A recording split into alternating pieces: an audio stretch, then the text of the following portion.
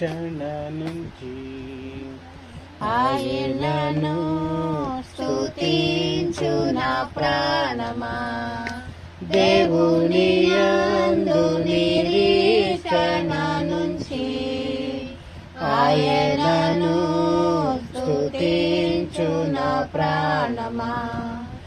ఏ అపాయము రాకుండా నిన్ను దివారాత్రులు కాపాడువాడు, ఏ అపాయము రాకుండా నిన్ను దివారాత్రులు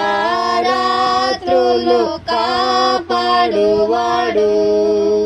ప్రతి క్షణం నీ పక్షముండు రక్షకుడు, ప్రతి క్షణం నీ పక్షముండు రక్షకుడు.